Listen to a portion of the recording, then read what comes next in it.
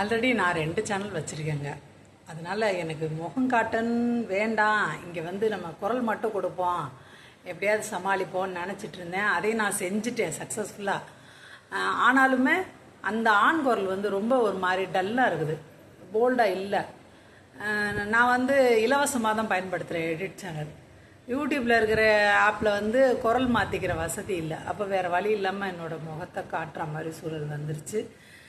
இன்றைக்கி மட்டும் 4 பேர் சப்ஸ்கிரைப் பண்ணி வச்சுருக்காங்க, ரொம்ப சந்தோஷம். ஆனால் 50 பேர் இருந்தால் போதும். எதுக்காக சப்ஸ்கிரைபர்ஸ் வேணும் அப்படின்னு நான் சொல்கிறேன்னா, இந்த ஒன்றுக்காண்டி லைவில் என்றைக்கா வந்து எதாவது பேசணுன்னா 3 நிமிஷத்துக்கு மேலே பேச முடியும் லைவில் பேசினா. அதனால தான் லாங் வீடியோ போடுற ஐடியா கிடையாது. லாங் வீடியோ போட்டால் வேஸ்ட்டாக போயிடும். அதனால் அந்த மாதிரி ஐடியாலாம் இல்லை. ஷார்ட்ஸ் மட்டும்தான் போடுற ஐடியா இருக்கேன். ஆனால் 1 நிமிஷம் தாண்டின ஷார்ட்ஸ் தான் போடணும். வெறும் 1 நிமிஷம் ஷார்ட்ஸ்னால நோ யூஸு.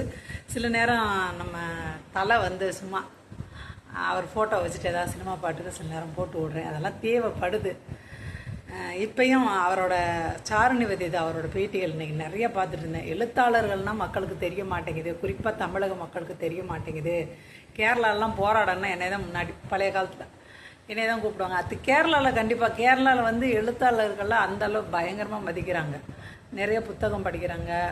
நிறைய நாடுகள் பற்றி இன்றைக்கி அவர் பேசிகிட்டு இருந்தார். ஒரு நாட்டிலலாம் வந்து பயமே கிடையாது பெண்களுக்கு. எங்களுக்குள்ளே அவங்க தூங்க முடியுமா, அவங்களோட திங்ஸை யாருமே எடுக்க மாட்டாங்களா, அப்படி ஒரு நாட்டை பற்றிலாம் சொல்லிகிட்டு இருந்தார். தமிழ்நாட்டில் எழுத்தாளர்களை தெரிஞ்சுக்க விரும்ப மாட்டாங்க, சினிமாக்காரவங்க மேலே தான் ஆர்வம் அதிகமாக இருக்குது அப்படின்றாரு. அதுதான் அது எப்படியோ வந்து சேர்ந்துருச்சு, தவிர்க்க முடியாமல் போயிடுச்சு. ஆனால் அவங்களும் பேச இப்போ நமக்கு சுவாரஸ்யம் எதுவும் கொடுக்கறதே இல்லை. அந்த ஒரே ரீசன் காட்டி தான் நான் ஆராத் அவர்களுக்காக இந்த சேனலை ஆரம்பித்தது. சாருநிவேதிதா அவரே எக்கச்சக்கமாக வீடியோ போட்டிருக்காரு. ஆராத் அவர்களும் நிறைய பேசி வச்சுருக்காரு. ஆனால் எனக்கு தெரியல, இந்த வயசில் ஒரு மனுஷன் எப்படி ஒருத்தர் சுற்றிட்டு இருக்க நமக்கு தெரிலன்னா, ஃபஸ்ட்டு நம்ம அந்த மாதிரியான கதைகள் படிக்காத ஒரு ரீசனு. அப்படியே படிக்காட்டா கூட ஒரு எழுத்தாளர் எப்படி தெரிஞ்சுக்காமல் இருந்திருக்கலாம் அப்படின்ற எனக்கு நானே ஒரு குற்ற உணர்வோடு தான் நான் அந்த சேனலே ஆரம்பிச்சிருக்கேன். மக்களுக்கு வாசிக்கிற பழக்கம் வேணும். ஆராத்து சொல்கிறது அதுதான். என்னோடய புத்தகத்தில் ஆரம்பிக்கிறவங்க வேறு மற்ற புத்தகத்தை ஆர்வமாக படிக்க ஆரம்பிச்சிருவாங்க. வாசிக்காதவங்களுக்கு என்னுடைய புத்தகம் வந்து வாசிக்கிற ஆர்வத்தை தூண்டும் அப்படின்னு சொல்லிட்டு அவரே சொல்கிறாருங்க. நன்றிங்க. இன்றைக்கி 4 பேர் சப்ஸ்கிரைப் பண்ணியிருக்கேன், நன்றி. 50 பேர் இருந்தால் போதும். இன்னும் ஒரு 19 பேர் வந்துட்டாங்கன்னா 50 பேர் ஆகிடும். நன்றி.